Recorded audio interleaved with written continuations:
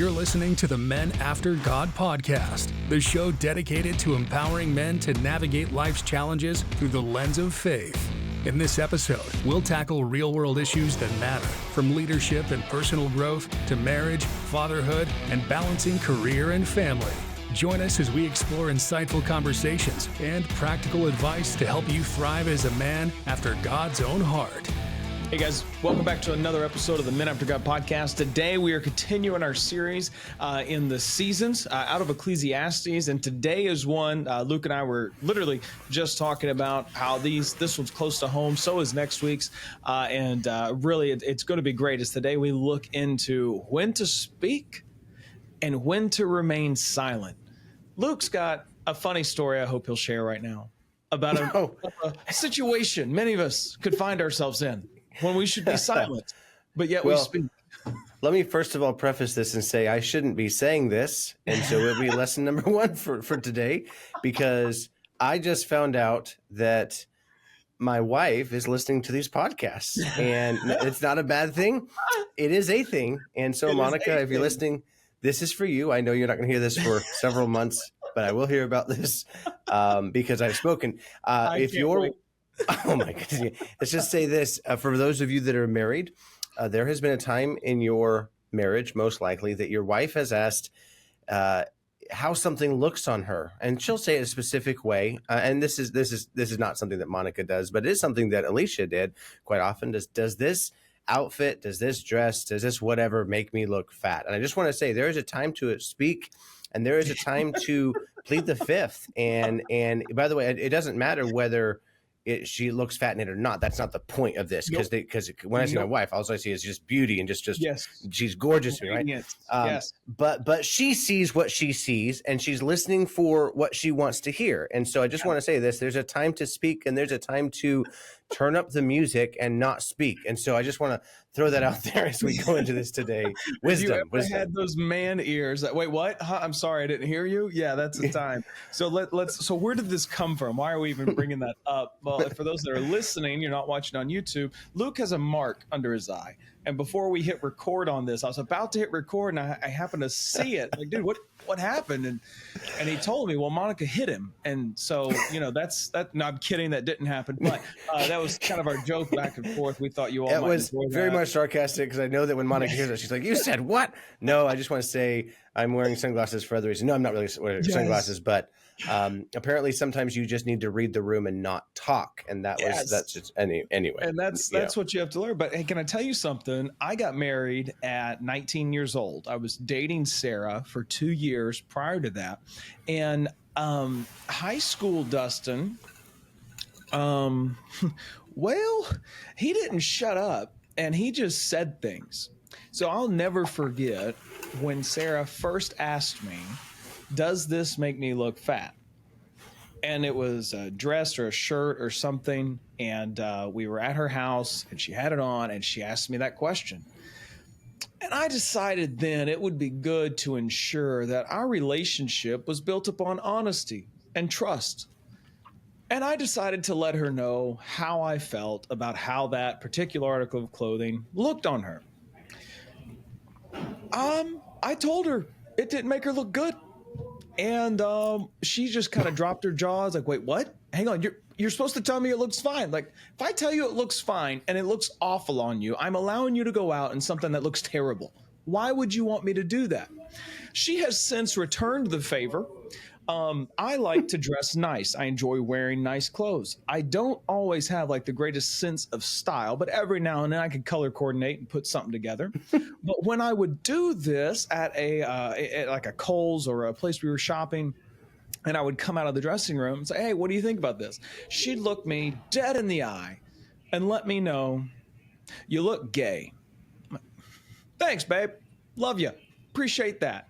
So while we're all still learning, hopefully you don't have those stories of when not to speak or when to speak. But I bet you do have a story of when to speak and when not to speak. A time where you opened your mouth and you shouldn't have, and a time when you were silent when you shouldn't have been.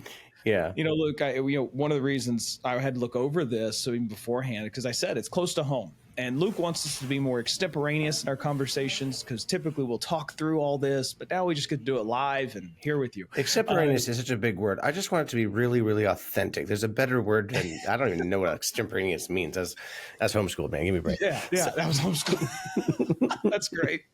So off the cuff is where we're at. Yes. Man, this was close to home, guys, because I've got stories that I'm not going to share on here just because I'm not trying to call people out or even myself in some senses, but I should have spoke up. I should have said something. I should have done something. Or again, times when I really should have just kept my mouth closed and allow it to work out. And that's happened in parenting. That's happened in my marriage. That's happened in pastoring. That's happened just in personal relationships. But the Bible says in Ecclesiastes 3:7, there's a time to keep silent and a time to speak. This is honestly can be considered, I think, almost a spiritual discipline, because we have James that writes about controlling the tongue and how much power the tongue has. Learning this, it doesn't come overnight, and it takes time, and it comes through failure. Look, when you think of having to speak up or stay silent, because you and I, we love to talk. We recorded our other podcast for last episode. We thought we'd been like 25 minutes. We went 40. We love to talk. We love to open our mouths. What's this verse like for you and having to sit back and think through the times that you need to speak and not? Yeah, personally, I think about how the human mind is wired, and some people are wired where they have to process things verbally out loud, kind of in front of them. And I do that. When you ask me a question, even right now, I am literally putting my answer out in front of me, kind of rearranging the boxes in my mind of how I'm going to respond to this while I'm talking. And some people have the gift of the ability to think and then speak, and then some of us have the ability to say something and then think about what we said. And in that process, for me personally, I have to kind of embrace the pause a little bit in my life where, and it's not because I'm brash or direct or rude or overbearing. It's Those just because I am. Thank you for describing me, Luke. Appreciate that. Okay, well, we're going to jump to that one. I think that there are two kinds of. There's probably a lot more, but I see it as kind of two-sided. One is the person who just talks without thinking, and they just say a lot. And that can be a good thing, but not always, and most of the time, no. And then there's the person who just says what's on their mind. They're direct, they're honest. And by the way, we think honesty is good. That's not a bad thing, but there is a time to be open, honest, abrupt, direct, forthright. And there's a time when, hey, you need to curb what you're going to say or think what we're going to say to make sure you understand the impact of how it's going to land. And so for me personally, in this conversation, there's been times I've said things. There's a Bible verse that says that seest thou a man that is hasty in his words, there's more hope of a fool than of him. That could be my life verse that has described most of what I've done in life is I respond quickly and hastily, and not always just in a reactionary explosion, but just in a, hey, I've got something to say. And sometimes your something to say doesn't need to be said. And that is a lesson for me to pause and reflect and really think about, like, hey, is it true? Is it honest? Is it pure? All the filter there, but is it necessary? And if it is necessary, then make sure that your words are valuable and actually speak life, speak Jesus, because let your yea be yea and your nay be nay. Like let's speak in clarity, but also just be aware of words do have an impact with your children, with your wife, with, some of us are influential leaders. And whether we like it or not, what we say has impact because of our status or the fact that people listen to us. So just be mindful. You might just be saying something, but when you just say something and somebody who's influenced by what you say, they'll take that as Bible and run with it, not because it's true, but because you said it, or because they respect you enough to take that at face value. So just be aware your words have impact. And I have to, like, for me, at that verse, he is thou man that is hasty in his words.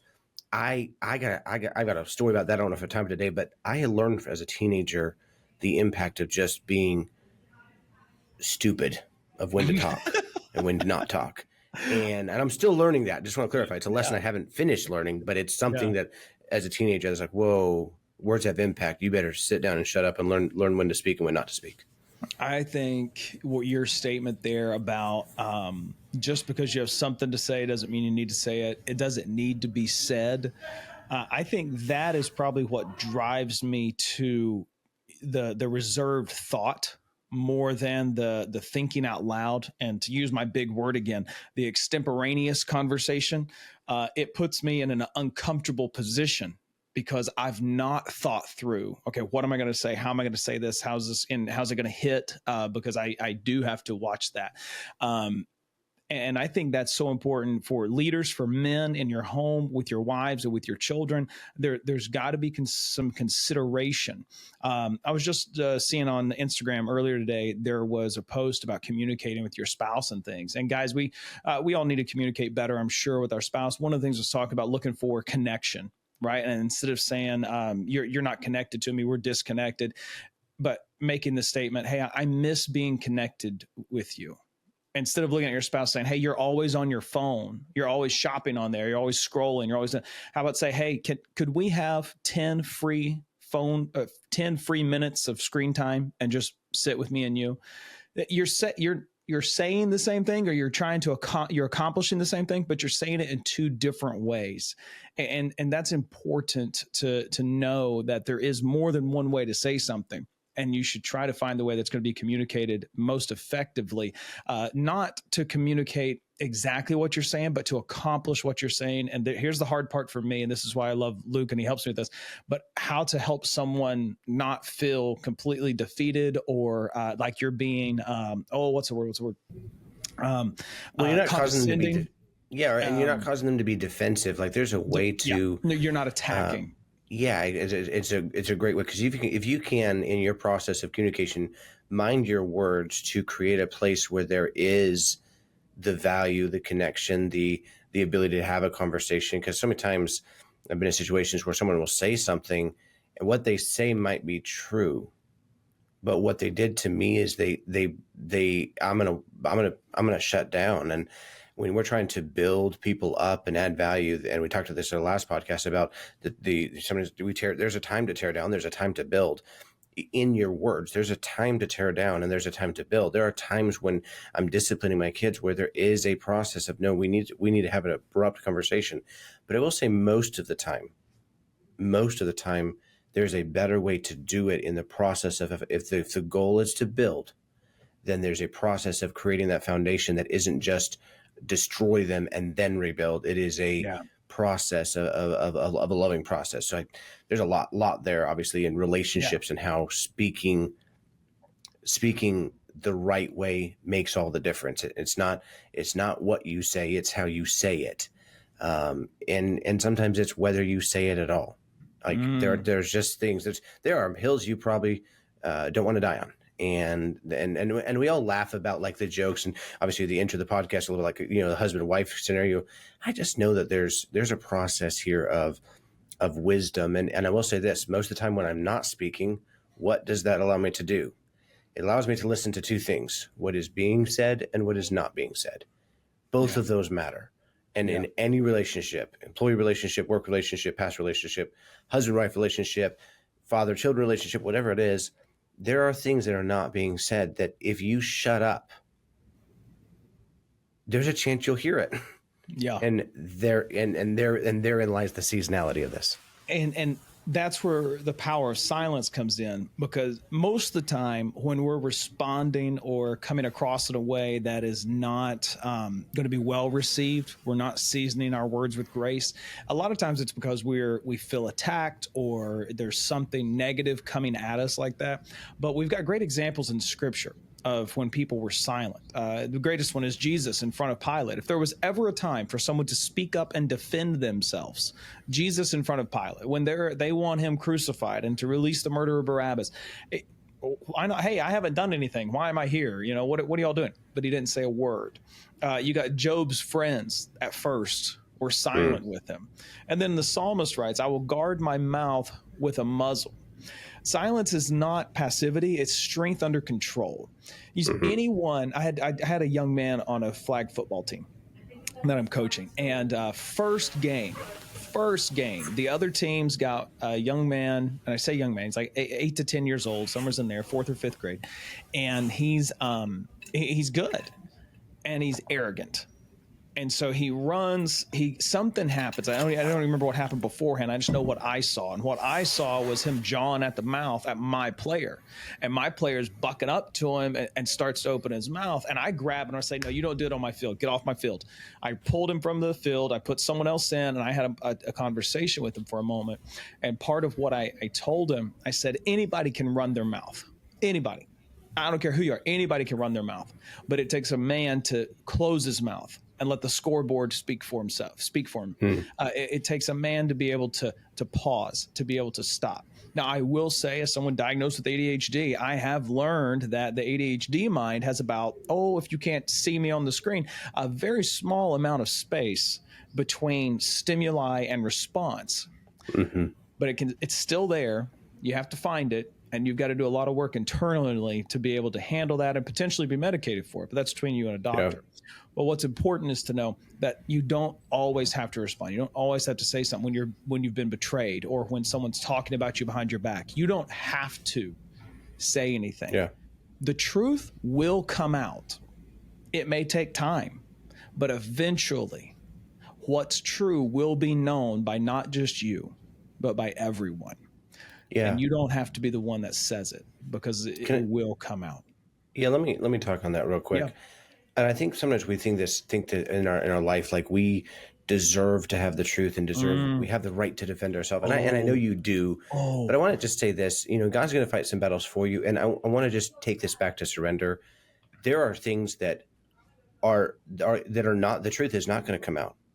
It's not going to be, people are going to believe what they're going to believe. And there's a battle. And I know that there's an internal battle with a lot of us where it's just like, we just want to just let the world know, or let the people that are misinformed know the truth about the story. And hold on a second, just stop. That might never be. Mm-hmm. And it might not ever be for you to be vindicated. That's not the point. God's going to get the glory either way if we surrender it. Well, let me rephrase that. God's going to get the glory either way, whether you surrender or not. It's just a matter of whether he's going to get the glory in your surrender or in your defeat because of your arrogance, right? So in the process of it, just be mindful of this. Like, we want to lash out and we want to react, and a lot of times there's things that get said about us, and there's injustice, and whether you're fighting for somebody else and there is a time to speak up, we'll talk about that in a moment, or whether you feel the need, like, I have to defend my honor. Maybe, but hold on a second. One of the ways that oftentimes we defend our honor is to ruin our honor by coming out and lashing out and reacting. And there's a process of this. Dr. Jim Rushing was one of my college professors years ago, a great preacher in the ministry. If you were in the IFB movement, you probably know of him. He was an older gentleman, loved to golf. We had a lot of laughs together. I was a young teenager when he came to our church. But I went to college. He was one of my professors, just godly, loving guy. And he used to say this thing in a college class. He'd say, hey, when you are angry, when you're upset, when you're offended, when something happens either to you or, that you think you have to deal with because this is your battle, he's like, give it 3 days. Mm-hmm. One to God the Father, one to God the Son, one to God the Holy Spirit. At the end of 3 days, if you are still angry and feel that something needs to be done, like you have to resolve something, then go do it. But he's like, in that 3 days, that pause is a lot of times God works out the details. God calms your heart. God resolves it. And you end up being very, real grateful that you didn't just make a phone call or react or send a letter or send an email. I will say this. Most of my hard lessons are because I opened my mouth and said something when I should have waited and let God fight the battle for me. And okay, if you want to fight your own battle, okay, go ahead. But I'll tell you what, when he does it for you, it's so much more beautiful. It's so much more God honoring. So we're going to go to the next section, and Dustin can comment on this, but there is a time to speak, but we're talking about the time to shut up, the time to listen. So take this concept. Don't just listen to prepare yourself to respond. Listen to understand. So in the pause of not speaking, take a minute to process, to ponder, to be curious, and allow that to formulate the time when you're to speak, because there is a time to speak. Absolutely. And how do we know what that is? You got to ask yourself your motive. Luke was talking about the Lord handling things. The Bible says, vengeance is mine, saith the Lord. Let him have the vengeance. He'll take care of it, his way, his time. And when we surrender that over to him, we're surrendering our right to vengeance. not our desire for it. That sometimes doesn't go away, but our right to be able to decide what vengeance or justice might look like. So are you trying to restore or are you trying to retaliate? Luke said, listen to understand, not to respond. Oh man, that's one that that's the one I struggle with. I hear someone speak 5 words into their sentence. I already know where they're going, and I'm formulating an answer before they even finish. So if they do change directions, or there is more there to it, or there's something not being said that I needed to recognize, I'll completely miss it. Half the time I'm trying to finish their sentences for them because I'm so like, oh yeah, just stop. Yes. Oh yeah. And then how's your spirit? Are you calm or are you chaotic? Disciplining children is a great example of this. There's a time to discipline your children, but there's a time where you need to realize they need to go to their room and you need to go to yours. You can take a break. You can sit down and just, okay, God, I'm angry. I'm upset about whatever happened, what they said, what they did, and I need to discipline, but I can't do it in this state because that is going to be detrimental to their own spiritual journey, their own growth as a young man or young woman. And so how's your spirit? Are you able to go into the situation calm? Have you prayed about it? Or have you just vented to other people? How's God working in your heart? Has he answered any questions? Have you given him time to answer questions? And then are you trying to build someone up or just prove a point? Oh, that's good. I grew up an only child because when you reach perfection, you don't need any more. So anyways, we got to stop there. I'm number 7 out of 10. And they kept going after perfection. So I don't understand. I think some people just make mistakes. Some people stop too early. Like there's quitters in life. Apparently your parents were quitters. So now that's a podcast for another day. Oh no. Oh, man. Oh, that's great. But I didn't grow up with siblings in the home. I had step siblings and that was an interesting dynamic, but I didn't have siblings with me all the time. Well, apparently in homes with siblings, as I'm raising 3 children together that are brothers and sisters, there's this fight and argument constantly. And it's not, and it surfaces in different ways, but it usually comes up in one trying to prove the other wrong. And that causes more frustration than if they were arguing over the actual thing. But they try to prove themselves right. And I've had to say to them, and I'll say to you guys, you don't have to prove yourself right. The truth will come out. There's a time to defend yourself. There's a time to defend those that can't be defended. But there's also a time to stay silent and allow the truth to just come out. And there's a song. Go, okay, let's see what happens. Yeah. And then just let it be. Yeah, I have a song for you. Whenever you're in that place of just, you're really like you feel like you're supposed to say something. You really are just you gotta get it out. You gotta deal with it, and just you want to face it, right? I mean, there's a song. It's a really good. It's theologically sound. We've tested. Let it go, let it go.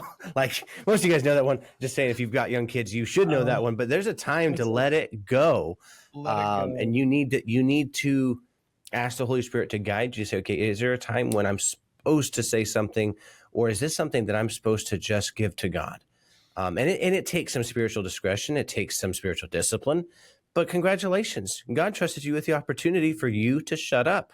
Take that opportunity to obey by faith as needed. I got to be honest. I was hoping you were going to go Daniel Tiger on me.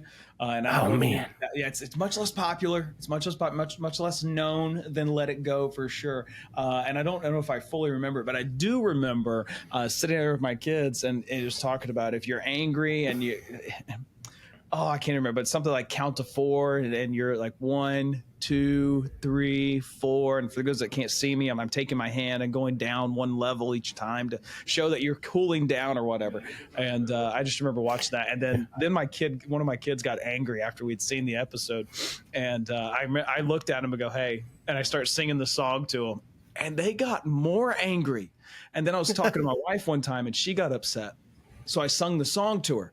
Oh my goodness! There's a time to speak, and that was not it, Dustin. That was not it. Wow. Oh, funny story about this. Then we'll move on to the next piece about practicing the silence, or what we do when we get it wrong.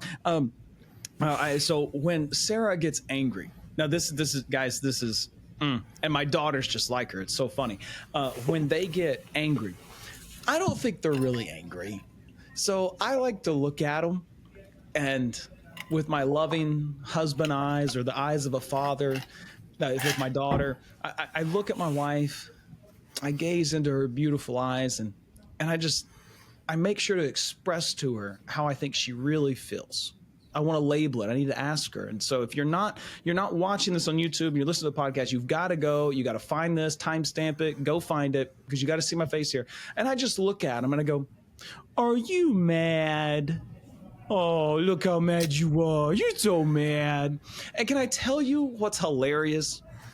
They crack up laughing, but they stay mad at me. I don't understand. Laughter is good like a medicine.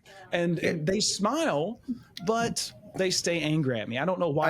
I need to put a disclaimer in here for those of you that are newlyweds or just like you're just not picking up what we're putting down. We are not. Luke Sorensen does not condone this kind of behavior that Dustin just recommended. That is a Dustin Alley thing. So I just want to make sure that is with separate brand there. In my marriage, probably won't work in yours, and that's okay. I offer marriage counseling as needed once you've tried that. So please reach out. So just if you do try it, please record the reaction. Hashtag Men After God Fail. And tag us in it. We'd love to see that. Maybe I'll do that next time. And just say, Justin told me to do it. WWDJ, what would Dustin do? Not smart. Just you'll be thinking about your choices for a while, man. So would Dustin do this? Yes. Don't do it. Don't do it. Bad idea. Yes. Yeah, that's a great filter. What would Dustin do? Okay, not going to do that. Oh man, that's an Office reference right there. Yes, I have. Hold on, I have this. Oh man, I don't know if I have it in. Hold on. I got to show you something. Hold on. Luke has left the screen and is going to go grab something now. And so I don't know what he's going after. Okay. I have this in my office. For those on YouTube, you can't see it. It says, I have a framed photo quote that says, "Before I do anything, I ask myself, would an idiot do that? And if the answer is yes, I do not do that thing." Dwight. I have this in my office. I have several Dwight quotes. Keeps me inspired to do the right thing instead of the thing that an idiot would do. So I'm going to Dwight Schrute. Maybe we should. You know what we should do? An Office series to evaluate the leadership of the cast members or the characters. That would be hilarious. Yes, I would love to do that. I will say this: I'm going to change this quote, and I'm going to change it. Like before I do anything, I'm asked, "What would Dustin do?" I'm going to put Dustin in there, and then I'm going to sign my name into it. Do not do that thing. It's great. Do that thing. We're going to make shirts on that one. Oh my gosh, that's hilarious.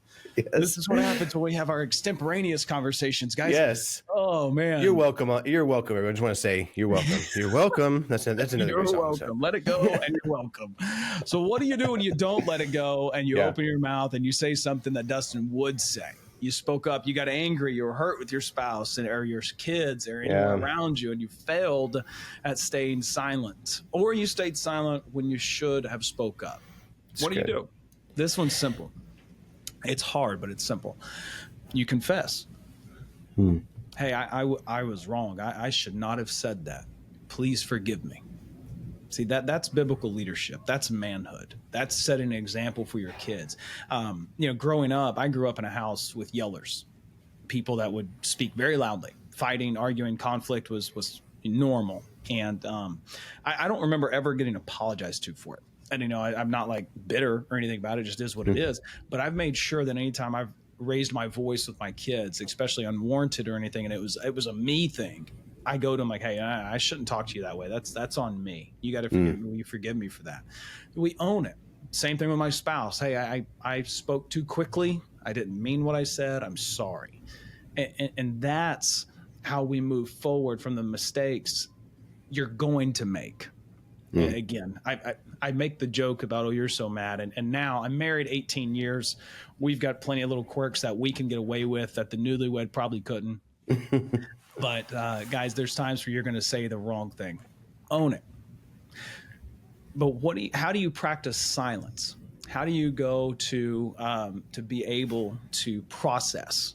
Luke, like he said, is someone who kind of talks and puts it all together out there. I'm more of I like to think about it and put it together, then bring it out.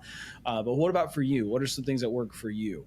We got a suggestion here, Luke, and I think it's interesting. I'm gonna have to try it sometime. I've never tried this before, but it's fasting from speaking. Can you imagine that? Going a day without talking, Luke? Or without initiating the conversation?